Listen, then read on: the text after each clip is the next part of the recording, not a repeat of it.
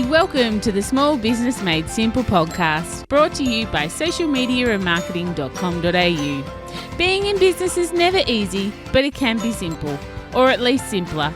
Join me, your host Jen Donovan, every week where we focus on marketing, social media, and working towards simplifying your business. You with me? Let's do this. If you're gonna dream it big, 'cause someone out there listening. Everyone's got a voice to give, and it's time I heard you whistling, 'cause there's no point at all, in dreaming small. Why, hey there, my fabulous listener. Welcome to episode 272 of the Small Business Made Simple podcast. Thank you, as always, for lending me your ears today. I know you have lots of choices of things to be doing with your time, and I do appreciate you making my podcast one of them. Did you know that it's 9 weeks till the end of January? That's pretty crazy, right? So why am I telling you this? Well, I'm telling you this because I have a 9-week marketing transformation program, which is going to be perfect for you if you want to get your marketing humming and booming before February next year. Because let's face it, lots of businesses that we work with and lots of our own businesses really hit the ground running come February. So if you want 2024 to be different in your business, maybe it starts with your marketing being different. So my 9-week marketing transformation program just could be the answer you're looking for. It's currently on sale for $497, which is a saving of $500, and also includes a bonus of 2 30-minute sessions with me, which is worth almost $300. So really, you're paying like $197 for the program.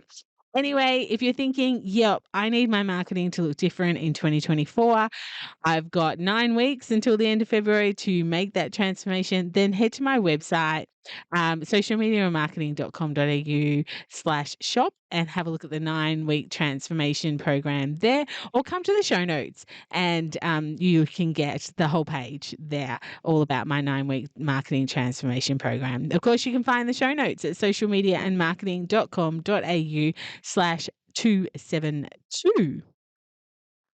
Did you get a chance to listen to my episode last week? It's one of my favorite podcast episodes to do for the year because it was all about my word of the year, where I encourage you to choose a word of the year. I explain what my own word of the year is going to be, and I also really encourage you as to why you should choose a word of a year and explain to you how it's managed to change my life. If you haven't had a listen to that episode, head back to episode 271 and have a bit of a listen to that, of course, after you're finished here with this episode. So this year, my big project has been writing a book. Small Town, Big Impact is the name of the book. It's got 107 simple marketing strategies for regional business success. It was published in November, just a few weeks ago. And if you haven't got your copy, you can, of course, go to my website and find your copy. But since publishing the book, loads of people have reached out to me about the process. And that's what I thought would be a really interesting podcast. Maybe you are thinking, what's the goal for next year? What am I going to do that's different? I've always wanted to write a book. I've never thought about writing a book, but I'm curious, Jen. Tell me more. Whatever that looks like for you, I thought, I would dedicate a podcast episode to talking a little bit about how I went about publishing my book for the first time. Maybe, you're curious as well, so keep listening in. But even if you're not, even if you think I'm never going to publish a book, Jen, you know what? If you live through the pandemic, you've got a book in you. I think we've all got 1 or 2 books inside us. It's just whether or not I guess whether or not it makes it to the top of the leaderboard in order to get done, which of course mine did in 2023.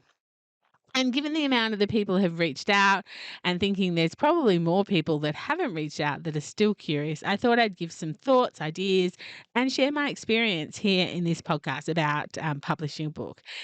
Again, even if you've never thought about it, maybe after this episode you will. So let's begin the podcast with maybe some less happy things about publishing a book. I call them negative things, but some realities of publishing a book. So first of all, I remember listening to a podcast a little while ago, and there were authors talking on this particular podcast about publishing books, and just casually mentioned that most Australian authors struggle to make over $10,000 selling their book. Now, I believe these authors were novel writers, not business books as such. They were more novels, so stories. But that's really interesting. So heads up, writing a book's probably not going to make you rich. Or book sales probably won't make you rich. Through book sales alone, it's not just it's I guess my point is don't write a book thinking it's going to make you $1 million. Because if it's true and most make about $10,000, then frankly that doesn't even cover what I paid to get the book made. My book, in all honesty, as great as it is basically a glorified business card. Most business books are, if the authors are honest. Many mentors over many years have said to me, Jen, if you want to go to the next level, you have to write a book. Were they right? Give me 12 months and I'll let you know. But so far, so good. And I tend to agree with them. I can already feel the elevation of my thought leadership since publishing this book, or really since talking about the fact that I was writing a book. I've made good sales on my book so far, and I do hope to sell a lot more of those books. But my book was written not only to change the way business owners look at their marketing and how they market their business, but it was to open new doors for me as a speaker, as an author, and as a thought leader in the marketing space. It was one of my how do I stand out from a crowded marketplace? There is a marketer for every corner of every street in Australia. My podcast 5 years ago was my way of standing out. My book in 2023 is another way that I want to that I want to stand out from the crowded marketplace. And honestly, my money will come from those three things, from being a speaker, an author, and a thought leader. It's not necessarily going to come from book sales. Your book might be different. I hope your book is different, but it might not be either. So don't go writing a book thinking it's going to make you $1 million. Quite possibly the money will come from other income streams. Okay, there's a chapter in my book also called Start with the End in Mind. And honestly, I live that 100%. This book was written with an end goal, a very sustainable, steadfast goal. I knew exactly why I was writing this book for me and for my audience. So I knew why I wanted to write it for me, and I knew why I wanted to write it for my audience. And if you want to write a book, figure this bit out first. What's the end goal? Because if you can't really make money out of the book sales, if they're not going to make you rich, then where will the money come from? How are you going to make money out of this book? What's the end goal for the book? Is it even to make money? I don't know. That's up to you. This is a business book, so it is to make money for me. So start with the end in mind. Think about why you want to write the book and have a really sustainable, steadfast goal behind that. All right. So that's just a bit of, I guess, somewhat reality, maybe a little bit negative around writing books. So let's get into some more positive stuff. If you are a content writer like me, you can definitely write a book. My book has 107 simple marketing strategies in it because I've been podcasting for 5 years and blogging for 7, and I've got lots of content already. And I use a lot of this content in my book as well. Much of it needed updating for sure. But when I was thinking about how many strategies am I going to put in this book, so much of those ideas came from the content I already had. The book, like I said, it's got 107. So although I might have written a piece or did a podcast maybe 3 years ago on email marketing and the content needed updating, I was able to use bits of it. And also I had the bones of my book content from headings and ideas and strategies that I'd already talked about being a content creator for potentially the last sort of 7 years or so. I think for me also, the structure of the book worked really well for my brain and how my brain works. Again, 107 simple marketing strategies. It meant that I didn't have to write the book from the start to the end. I could kind of write whatever I felt like writing on the day So, if I felt like writing about radio as a marketing strategy that day, I got to write about radio. If social media was making me really cranky that day, I didn't write about social media and so on and so forth. So it was kind of like I wrote all these strategies and then I collated them into a book and then top and tailed them obviously with different chapters. But that's kind of it worked really well for me not to have to sit there and go, okay, I'm up to a page 101. I need to write a page 102 today. I could just kind of write what was tickling my fancy for the day. Now, I didn't use a project management system to track my book. I know there'll be listeners out there going, what? Jen, it would have made it so much easier. I find project management systems just don't work well inside my brain. I don't think like that. Or maybe I just haven't come across the one that I find really easy. So I use an Excel spreadsheet with color codes and numbers and columns and things like that. I listed all the chapters in my spreadsheet. So a chapter to me might have been social media, but there might have been 20 tips under social media or email marketing, and there was like 10 tips under that, or classic marketing strategies, and there was 17 tips under that. So I used my project management system to kind of, um, you know, write down the chapters and then color coded what I'd done as I went, like, finished. I also wrote how many words were in that particular chapter and how many strategies were in that chapter. Um, and so I really had a good sense of what was left to do, what I had done, what my word count was, and all of that, because I wanted to write, a book that had thud capacity to it. I wanted to put it on a desk and make it go thud. So that would, again, start with the end in mind. I knew how many words approximately I wanted my book to be. And so, I made sure that I was tracking that inside my spreadsheet. So I just kept writing until the writing ran out, basically. But the spreadsheet, perfect. You don't need a project management system. You can have one if you want, if that's the way you work best. But spreadsheet with colors works fine. I'd highly recommend that you get yourself a book coach and some author friends. Now, I attended Andrew Griffith's 4-day book writing retreat back in March 2023, and that's where I planned my book on sticky notes all over a window. If you follow me on social media, there's a photo of it. I wrote the first chapter. Where it all began for me, basically, was the kind of the premise of the first chapter within those 4 days while I was on the retreat, and Andrew reviewed that and gave me feedback on it. Now, for me, that feedback was invaluable because I didn't really think, even though I had invested in a book writing retreat because my friend Tracy Sheehan made me go. She didn't really, but I went because she was going. I don't think I would have went on my own, but I didn't actually have the faith in myself that I could write a book. So getting that feedback around the way I write naturally and the engagingness, is that even a word? My ability to engage the reader, really gave me the confidence to say, "Yep, okay, I'll do this." Like I knew marketing, but did I have did I have author qualities? Like I wasn't convinced about this. So, yeah, so that feedback was really valuable. That was well worth me going just for that. Otherwise, I'm not really sure that I would ever have written the book.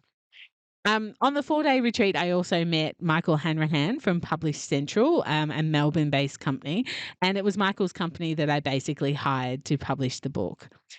A lot of people have asked if I self-published, and according to what I learnt on the 4-day book writing retreat, I did what is called a hybrid model of publishing. So it's not self-published and it's not a publishing house as such.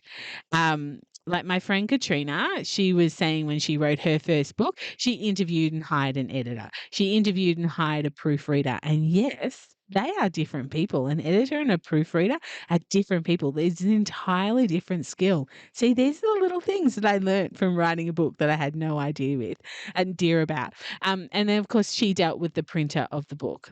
I did none of that. I wrote the book. I handed it to Michael as a second draft in early August this year.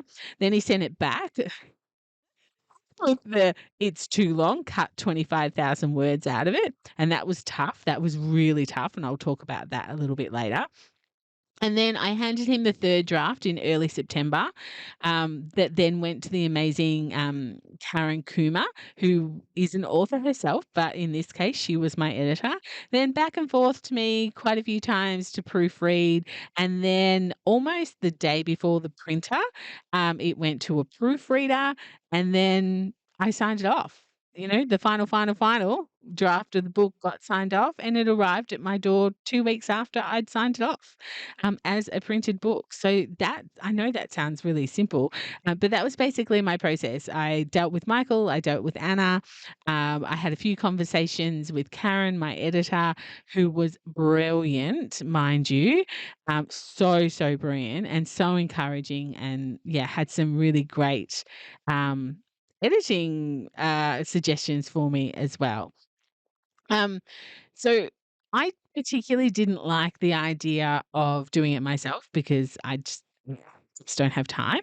And I didn't really like the idea of a publishing house. Maybe next time I will, now I know so much more. But I wanted full control over everything. And I've been led to believe by people who go through publishing houses, that you lose control over certain things. Like, for instance, you mightn't get to choose the book cover, you mightn't get to choose the layout of the book, you mightn't get to choose who actually speaks the audio version of the book, and so forth. So that scared me as a first time author. So I feel like the hybrid model worked really well for me. And as a first-time author, yeah, it was a good choice to go with Publish Central, and Michael's team, was great. You know, Anna, she talked me off a few ledges, quite a few times. So and, my biggest fear was the front cover, and that was probably my sticking point, getting to the beautiful front cover that I think I have now. That was a lot of work. I don't know, sometimes I think it was harder work than actually writing the book, but anyway, some more on that maybe on another podcast. So, that lends me to the question, was writing the book hard? That's the other question that I get asked quite a lot, and kind of. The writing wasn't hard. Honestly, it literally poured out my fingers onto the keyboard, onto the screen. It's a marketing book.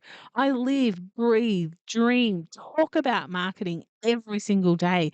The topic was what I know best. It wasn't new to me. I know marketing. So the content side wasn't hard. And I felt like when I was in the right space, like it literally just fell out of me. The thoughts, my fingers just typed.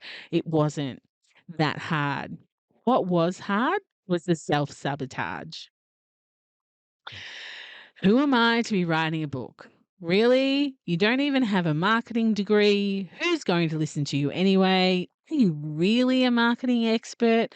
Blah, blah, blah. This is the bit that I struggle with. Having author friends and just good friends and family, and having Andrew in my corner, that was good. That was really good. I had to be talked down a few times, and I have to say, if I'm being completely honest, I did have 2 quite significant breakdowns whilst writing the book. The second time I actually had a significant breakdown was actually posting the book to people who had purchased it. The thought of someone reading it and judging me, that was a pretty rough day. I don't actually think that people are going to judge me or judge it, but in my head that day, I spiraled a lot. That was a really tough day. And it still, makes me a little bit nervous, the thought of someone reading something. You know why? Because I podcast all the time and people listen to me and take action from different things that I say. But I just felt different writing the book and then actually sending it to people who purchased it. My first breakdown was trying to get my book from 95,000 words down to about 65 or 70,000 words. Now, this took me a whole week to get my head around, and I just couldn't think where I was going to get those words from. After a week of most emotions, crying, being angry, being frustrated, and all of that, I did exactly what my brain needed me to do and how I work best. I think I was coming home from Melbourne at the time, quiet car, thinking about things. How am I going to get this done? So I came up with a mathematical equation. My brain is quite math orientated. I don't use it for maths very much anymore, but as a school student many years ago, maths was my thing. So I turned it into a mathematical equation, which looked like 165,000 words divided by 107 strategies equaled about 600 or 700 words each. So just go. Go. I highlighted every section, and if it was under 600 words, I didn't do anything with it. If it was over, I culled. And in the end, after a week of crying and being angry and frustrated, it took me about 2 hours to cull. And it was done. It was done within 2 hours once I found the solution. So that was a really interesting, I think that was on a Sunday night that I did that, and I was so proud of myself when I sent it off Monday morning. Done. No mention of all the tears and anger that had gone into it for the 7 days preceding that. Actually, there was another breakdown now I come to think about it. It was 2 days before I went to print actually, and I was supposed to, get the book back. So I got the book back for the very last time to go through, and I was only allowed minor changes. So really minor changes, maybe a word here, a word there, maybe a comma. Nothing that changed the layout of the book. And if you have a look at my book, there is there is a definitely a layout of the book. So I couldn't add anything that changed the page, because then that would change the next page, and the flow on effect, of course, is enormous when you have a book. And of course, that would adjust the layout, which would delay printing, which would also cost me more money. So I got the book back and I was reading through it, and all of a sudden it struck me that I had forgotten to put in a really obvious tip. Something so freaking obvious that I cannot believe to this day that I forgot to put it in as a tip. So it should be 108 social media. I'm sorry, 108 marketing strategies, but it's not, because I forgot something. Now, I'm not going to tell you what it was because I feel really stupid that I forgot this particular. And I did manage to slip in a few words here and there over a few different chapters that made sense. So at least I was alluding to this tip, that it was something to take notice of, but it should have had its own section. It 100% should have had its own 600 or 700 words, but it didn't. And I missed it. I don't know how I missed it. Anyway, I feel really stupid even just talking about it here. I can't believe I did that. Anyway, one of the biggest questions, of course, that people have around writing a book, that maybe they're not willing to ask is, how much did it cost, Jen? So let me tell you. So not including my time to write the darn book, because that would just, make it astronomical. And not including the book writing retreat that I went on, it cost about $17,000, and that was about 400 copies of my book. So it's a big investment. It's absolutely a big investment. But you know what? I know it's going to return to me tenfold in the next 12 to 24 months. So I'm like, yep, I am prepared to invest that amount of money in myself and in my thought leadership, because it's an investment. So I don't look at it as an expense, but yeah, that's how much it cost me. So, my advice to you, just to wrap up this episode, because it's been going for a little while now, is if you want to write a book, one, know your subject really well, and the writing bit will be simple. Maybe not easy, but simple. Number two, get yourself a book coach and surround yourself with authors that can talk you off ledges, because it's going to come. You are going to get the imposter syndrome. You are going to get the process, all the different emotions as you write this book. You need people to be on your team. So definitely surround yourself with the right people. Number three, look, I'm just going to say it. attend Andrew Griffiths's. That's really hard to say, Andrew, if you're listening to this. Sorry. Attend AJ's 4-day book writing retreat. He has a virtual one and a real life one. The link, of course, is in the show notes, or just go to Andrew Griffith with an S on the end, .com.au/events and have a look there. And tell him Jen sent you. Reach out to me. I'm happy to answer any questions you might have. Like, I've answered quite a lot of questions here, but of course, there's lots more that I could tell you. I just don't want this podcast to go for 2 hours. So reach out if you have any other questions. More than happy to chat. Number 5, know the end game of the book. Start with the end in mind. I actually wrote the last 2 pages first. And that might seem really weird, but for me, I always read the last 2 pages of any book that I pick up first. So it made sense in my head to write the last 2 pages first. So they were the first 2 pages that I write. So know the end game. Start with the end in mind. Not saying you should write the last 2 pages first, but start with the end in mind. Why are you writing this book? What do you want out of it? Investigate what type of publishing will work best for you. Don't just look at the price though. Just don't go, oh, that's the cheapest option. I'll go with that. It's going to work best for you. Otherwise, you won't finish. Yes, self-publishing is cheaper. It could be significantly cheaper, but do you have time to find the best editor, to find the best proofreader? Do you have time to be dealing with the actual publisher, the actual printer? Your time is worth money as well. So work out which one works best for you. But just don't look at the price. And 7, just get started. Get out the sticky notes and start making a plan, or start a spreadsheet, or just start typing. Let book inside you just ooze its way out. It's in there. You know it. I know it. Just let it come out. Small Town, Big Impact was my first book, although I'd written a chapter for a book collective before, so that might be a really good way to start for you as well if you're curious. But I guarantee you it won't be my last book. I already have 3 ideas for books to write, but Small Town, Big Impact will be my book for the next couple of years. Andrew Griffith says, write a good book every 2 years. So that's my mantra. In 2 years, I will write another book. But right now, Small Town, Big Impact is it. I hope you really enjoyed this little look behind closed doors of the process of me writing Small Town, Big Impact.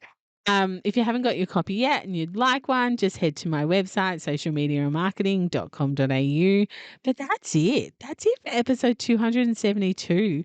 Like I said, I hope you liked it. I hope you found it valuable. If you can leave a rating and review where you are listening to this, I would love that. That would make me so very happy, especially at this festive time of the year. Otherwise, I'll see you next week on podcast episode 273. There's only 3 more to go till the end of the year. How scary is that? Remember, my 9-week marketing transformation program is on sale now. In 9 weeks, we hit February. You can still be in the same position with your marketing, or if you're willing to put in the work right now, you can really reap those rewards for 2024. Just go to my website and you will find the marketing transformation program there, or come to the show notes and get the link.